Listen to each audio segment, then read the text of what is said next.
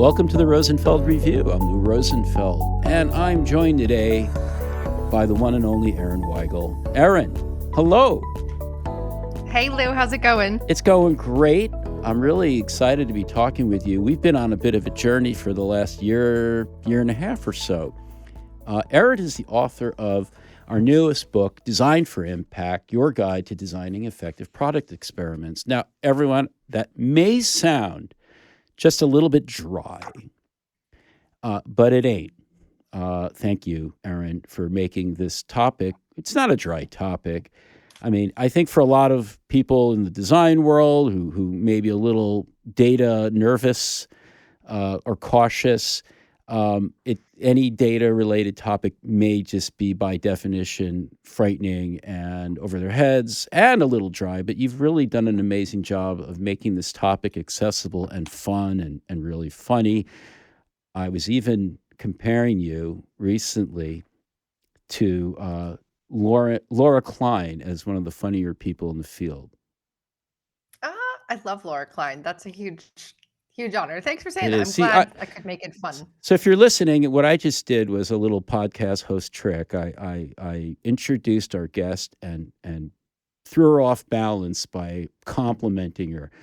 That was fun. I wish you could see the video. She was just, oh, shucks. But Erin, you've got a really interesting background to be taking on a book on this topic, being that you come from a fine arts background. How did you move from being an artist to being someone who can really bridge into this quant data stuff? That's really it must be kind of not, you probably haven't found a lot of people like you, or have you? Who've had that same journey. I feel like there's a closer connection between art and science than people typically see on the surface. It's a lot about like making connections between things that you wouldn't think are otherwise related to one another. But there are a lot of people that I think make that connection. I think that's why I get along so well with data scientists and scientists in general, because it's about exploring and looking at the world through a different way and connecting with people. So I really feel like they're actually pretty closely related.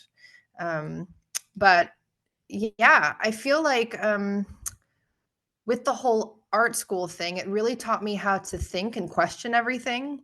Like art school is very good at perspective taking and making you stand close and look really close up and having you look at it from a medium distance and then having you stand and look at something from far back and then having you look around the thing that you're trying to understand. So I feel like science also does that. Mhm. Like it has you look at things from multiple perspectives and really think critically and hard about what it is you're observing and then to make some sort of commentary on that. And one of my other favorite, I guess, science communicators, her name is Allie Ward. She has a podcast called Ologies, which is fantastic. And I learned that she has an art degree too. So I feel like, it's not so weird to see people who go from painting and drawing into the world of science and data. Yeah, I mean, that's really pretty eye-opening for me, that sort of common thread of careful, thoughtful observation. I hadn't really thought of it that way, that artists looked at things that way too. I mean, I've certainly heard about, scientists that, that seems like a something they really lean into. But thank you for making that connection. Do you feel that there are some barriers, if you will, between those two perspectives that sort of drive them apart, unfortunately?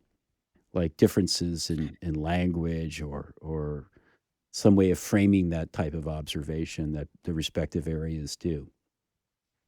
Yeah, I think like you said, language, communication, the form of communication tends to be very different, right? Where with artists, your main form of communication tends to be through colors or bringing shape and form to different objects or putting things together to create something new and to make a commentary on that thing. Whereas like the language of science tends to be math, right?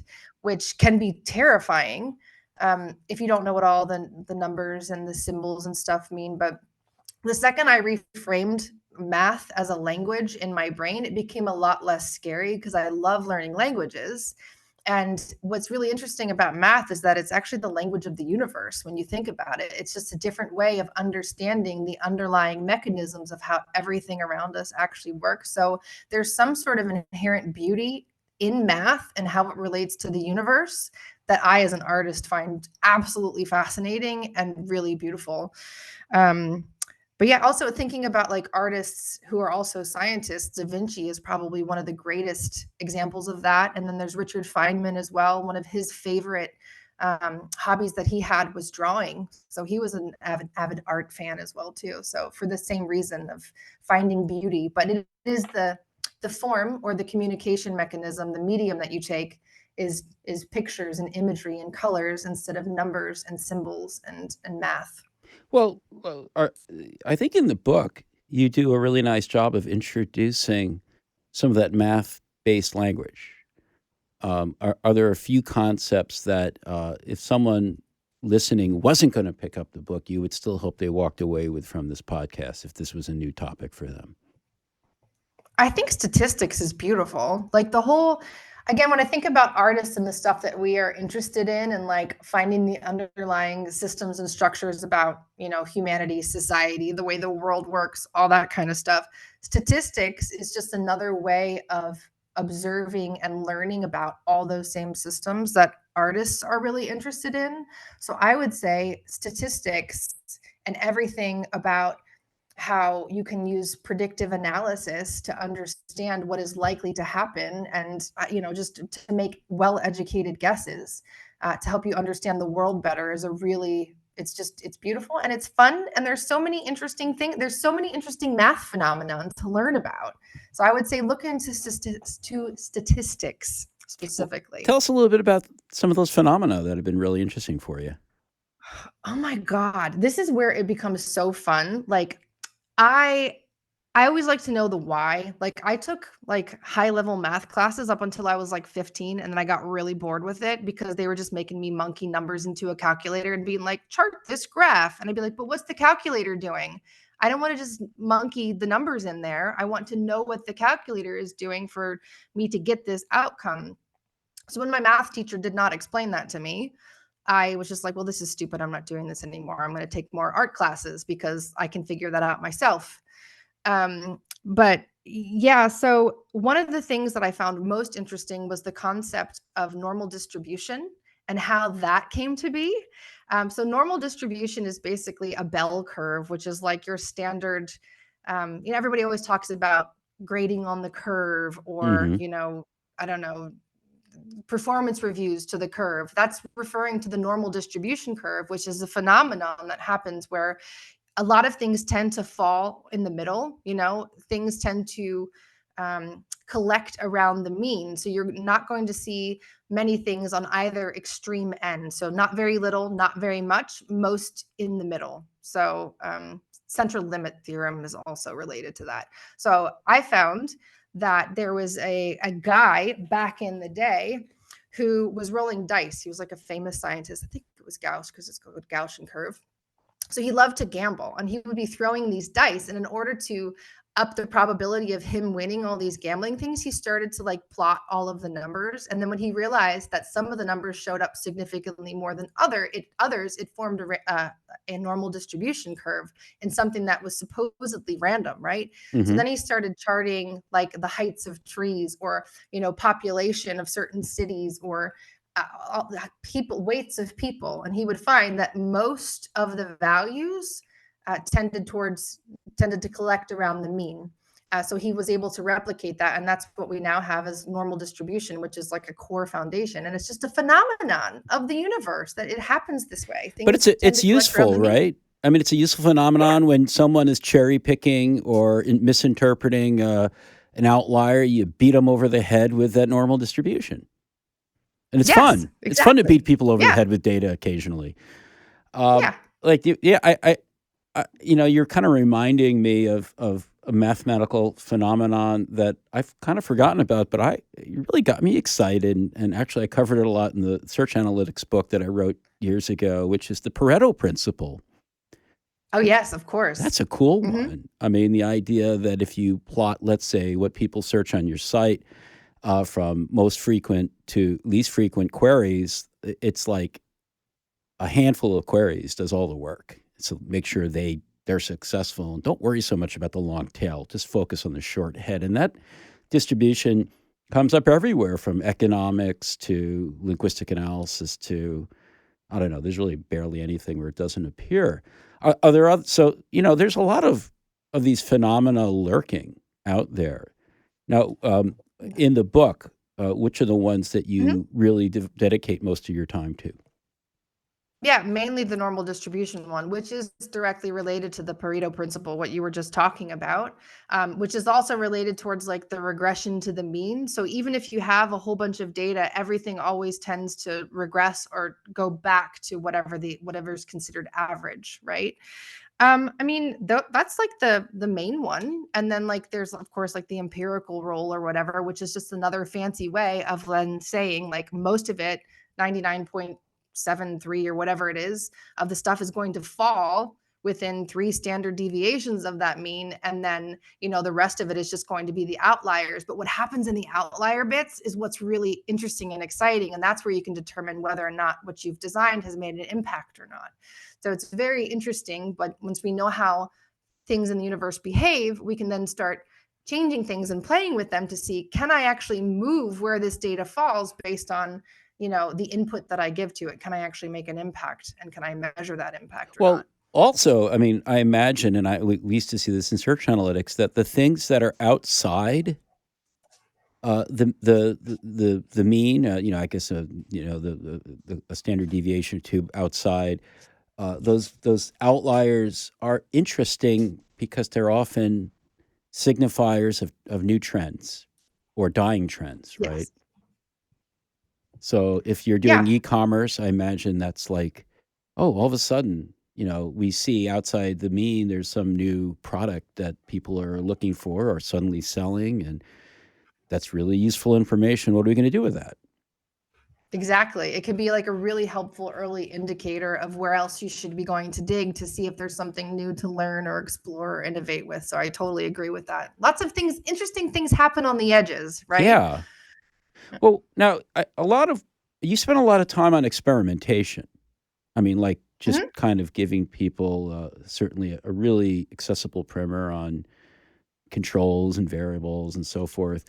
Uh, Can you talk a little bit about a good type of like a workplace type example of how you've been able to use experimentation? I mean, well, I'm almost embarrassed to ask you this because I know you've like run hundreds of experiments, but like, tell us when you're like, what's a situation where you're like, oh, I'm going to run an experiment, obviously, and then you do it.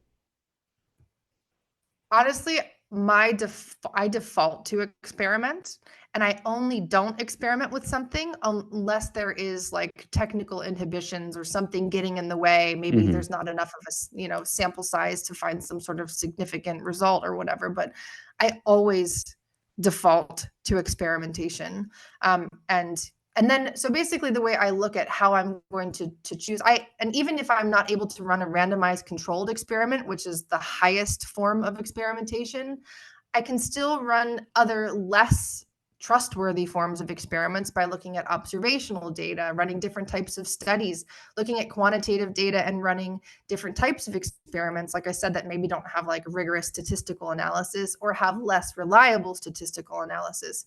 So I feel like there's always some kind of experiment that you can use that's maybe not as reliable as a randomized controlled experiment, but that is nonetheless a higher form of evidence than me just like having an idea and doing whatever I thought my idea was great, or just relying on opinion, if you will. Well, two things come out of what you just said for me that are really important. One is your default is to experiment. The exception is when Yes. you don't. And when you don't, you didn't mention things like time and budget as obstacles. You mentioned that there may be Yeah. some technical constraints, what have you, but you're saying that there's never an excuse really, or there's rarely an excuse, and you may run an experiment that's not robust, but it's still useful because Yeah. that's all you have the resources for, but you still do it. Yes, exactly. You run the best experiment that you can within the given constraints that you have. Hmm. So maybe that means, you have to do something quick and dirty and, collect as much data as you can. But what you're doing then is when you make those trade-offs, you're paying with the amount of uncertainty you're willing to tolerate, right? Hmm. So you buy information by paying with uncertainty. And sometimes what you have to give up are things like you don't have enough time. So that's not currency that you can pay into getting more certainty, if you will, to get more information. So it's always a game of trade-offs to say what's the best form of information and to reduce the amount of uncertainty that I have to make this decision that I can collect as possible. And yeah, and then I just figure out what's the best experiment that I can run in my particular situation. That framing of payment in the Yes. form of uncertainty really resonates with me. And I wonder if in environments where like the default mode is to move fast and break things, Mhm. which is not really necessarily the right way to go. Have you found that people that might have that attitude, if you frame things in terms of payment in the currency of uncertainty, does that get through to them? Does that sort of reframe things in a way that carries the day when other maybe more traditional approaches that designers use won't? So that's a good question. I don't know. I feel like I have worked in an environment where it is kind of like move fast and learn if you're breaking something. Hmm. You know what I mean? So there's like the experimentation is the guardrails that you put in place so that it enables you to move faster, but then to learn if and when you are breaking something, so that way you can quickly course correct and then figure out how to unbreak it or to fix it and make it better and then try again. But again, I think it all comes back to like the framing of learning. So I don't think the goal is to move fast and break things. The goal should always be to, like, yes, I think moving fast is a good thing. The faster you move, hopefully, if you're being smart about it, you can learn things more quickly that way. And the goal should never be to break things, though. It should always Oh, be, I think, to learn something. Yeah, I know. Yeah, I agree yeah, with you, but it's I'm just yeah. thinking about a major product management conference I went to a year or so ago where the keynote speaker told the product managers exactly to do that, to move fast and break things. Such a So, bad idea. yeah. So maybe after the break, let's talk a little bit about who this message is going to. Whether who should be reading Mm. this book, because it's not just Oh designers. So let's do no. that. We will take a quick break. Everyone, you're listening to the Rosenfeld Review. We're talking with Erin Weigel. We'll be right back. I'm going to give you 5 reasons you should be using the Rosenverse.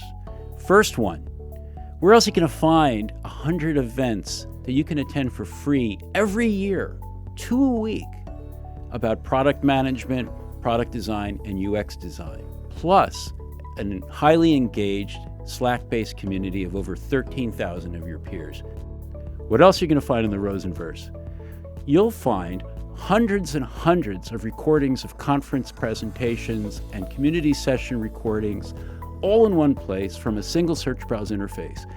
And behind those hundreds of recordings are hundreds of experts, people who have advanced the field, people who are your peers who are doing interesting new things, all in one place.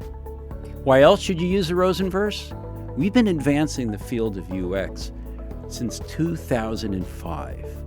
You're going to find the most advanced content on such topics as design operations and program management, UX research, and a host of other topics from climate UX to civic design to how designers can work better in product organizations. Lastly, you've been trusting our content since we started back in 2005. Whether it's our books, our conferences, our community sessions, well, we think you're going to trust the way we've brought those all together so that you can spend less time searching and browsing and more time learning and benefiting. I hope you'll try out the Rosenverse, and I hope you'll consider upgrading to a gold paid membership because it brings you a lot more. Not only do you have access to hundreds and hundreds of recorded conference presentations, but you also get access to the Rosenbot, which is a ChatGPT 4 level chatbot that we've been training on all of our content, including our growing collection of nearly 60 books and counting. It's all there, it's all great content, and the Rosenbot is a cutting-edge way to get at it. You can try the gold membership out with a trial for 2 weeks. Give it a try. Hope you like it. Welcome back to the Rosenfeld Review. I'm talking with Erin Weigel, author of Design for Impact, which came out, I believe, 2 weeks ago today. And we are talking about experimentation. Erin, one of the things that is so weird today, it's right now, it's June of 2024, is that the lines seem to be blurring, or at least the walls seem to be coming down, maybe under the pressure of a bad time economically in the field. In terms of all these different job titles or silos or practices or teams, like, in my experience, the designers are sitting in the bottom of the ditch, but they've been joined by the product managers, and the IAs have been there for a while, and they're making room for all these other folks, and the usability people are there, and the data scientists are feeling a lot of pressure. I'm sure there are a lot of managers that are not in a happy place right now, and they're all people who make products for other people or services for other people. Let's include the service designers here too. Now, you've had an interesting career in that all the roles I've just mentioned have been something that you might have had a job doing at one point or another. And certainly you've worked with a lot of different types of people with different job titles. So I'm pretty excited by what you're doing here in this book, because I'm wondering if this sort of language of experimentation might be something that helps unite all those people in the ditch and help them help each other out of the ditch. In other words, we're kind of at this weird point. We need a direction to move forward, and we need a common something. Maybe it's experimentation. What do you think?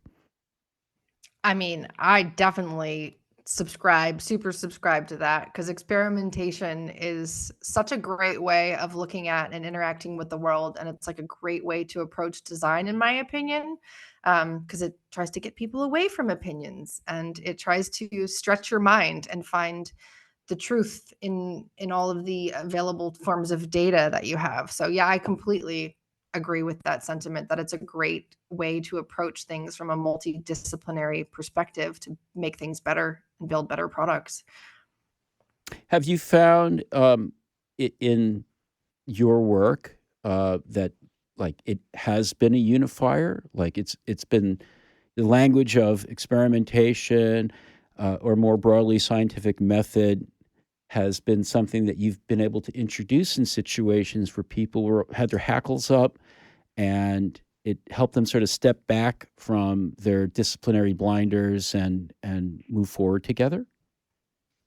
I think the main place where I had the most exposure to experimentation as a way of operating on a daily basis was my experience working as a principal designer at Booking.com, where I was also a people manager, a product manager, doing hands-on design work, but all the designers had to code their own experiments as well too, and do their own data analysis. So they really intentionally blurred the lines so that way everybody could at some point or in some capacity understand the language and do the things of all the other crafts around them, which then I think gleans like a special kind of appreciation and a gratitude for when people can do something better than you and when you can learn something new and different from them. So I do feel like it's its own experimentation does have a language of its own, and it uses all these different parts of your brain. But in that same vein, when you do all of these things with people, then you know what their strengths are and when to lean on them. And then you also know when you can bring your strengths to the experimentation table and really add value to that process as well too. So That's so that's a pretty amazing thing for people who are maybe struggling with how to move forward to keep in mind that there are, whether you call it a framework, a language, things like experimentation that can really help you move forward and maybe even get your career back on track. And this is for you listeners, because I know talking with so many of you that this is a real issue today. That the ways we've identified ourselves, the brands we've ascribed to personally or in our professional work are not working anymore. So, Mhm. Erin, I'm really glad that you're bringing this one up as maybe an alternative that could be really positive, really constructive for people in the field, however they branded themselves over their careers. Um, is there, before we wrap up, is there one nugget of content that your book contains that you think, if there's nothing else, that people should know about, should pick it up for, and that will really help them with their work? I mean, my main message throughout the entire book that I repeat many times, and I even had stickers printed, is to make things better and not just different. And that Hmm. I think is the heart of what I'm trying to drive. That's the message I'm trying to drive, that much of what we do as designers, product people, engineers, business people, we think we're making things better just because we're doing things. We prioritize with fancy frameworks and systems and stuff like that. But unless we're measuring it and you have strong evidence to prove that you've actually solved the problem and made like a positive impact on things, most of the time we're actually just making things different and oftentimes wasting our time. And in some circumstances, I've done things what I thought would be profoundly better based on good principles of design or using logic and clarity, but it's actually made things significantly worse. So there's so much to be discovered. So what we think is better is often not better. It's usually just different. And I kind of pulled that out. That was the lesson that I had from experimenting. I've run more than like 1,400 experiments in my design career at Booking and more in my previous job as well. Was that when I would hear how customers would talk about the changes that we would make to the product, that's how they would refer to it, the changes, right? Especially on our B2B admin tool, like our business to business, where hoteliers could upload their, it was a really complex application that was terrible to use. It was a horrible experience. But so they'd say, why are you always changing it? They would expect things to work in a certain way. But however, when you really made something better, they wouldn't say change anymore. They'd always use the word improvement. They'd say, oh, I really like how you made this improvement the last week. So there's a huge distinction in the mind of your customers between things that you've done that are just different, the changes that you're making, which are the great initiatives that come down from the exec teams or whatever branding thing that you're doing that you think is awesome and better. They perceive that purely as different or as a change, and finding those nuggets of improvement are really what we're after. So really the point is, stop making things different, stop doing what you think is better, and actually find and make those things that are better so you can drive real improvement to have an impact on your customer experience. Stop changing, start improving. Got it. I love it. Yeah, exactly. Yep. Erin, before we wrap up, what gift did you bring for our listeners? Yes. So, my gift today is one of my favorite books. It's called Factfulness: 10 Reasons We're Wrong About the World and Why Things Are Better Than You Think, by author Hans Rosling. He's a data scientist, so he slices and dices like World Economic Forum data in really interesting ways to tell the story about how the world has changed over the last however many centuries that we've been collecting these data points or whatever. But what I love about it is that he's hilarious. There are so many fun, weird, sciencey data people out there that tell the best stories. So it's just a really beautiful perspective of how the world has evolved. And it's actually a beautiful place that we live in. We live in a really awesome time. It's a great time to be alive, even Not a though bad things seem planet to be on terrible. either. No, it's like one of the best. So we have to take care of it. And you should definitely read Factfulness by Hans Rosling. He is a joy. He has some like TED Talks and stuff too. So definitely check it out. Fantastic. And I'm glad he's humorous, and that'll help. And I think he would probably find Design for Impact pretty darn funny too. Erin, I hope thank so. you so much. Great to have you join us today. Thanks, Lou. Thanks for having me on. It's always a pleasure to talk to you. Likewise. Take care. Hey, it's Lou. Thank you for listening to the latest Rosenfeld Review podcast. I really appreciate it. I would love to hear from you. And if you want to pop me an email, lou@rosenfeldmedia.com, tell me what you thought. Better yet, leave me the hell alone and post a review on your favorite podcast platform. Please feed the algorithm. It really does make a difference. We want to get the word out. If you like the word, give us a hand. And while I'm asking you for favors, don't forget, buy books. Support your favorite local independent publisher. We happen to be one, rosenfeldmedia.com. All those great UX books are there. So, thanks again.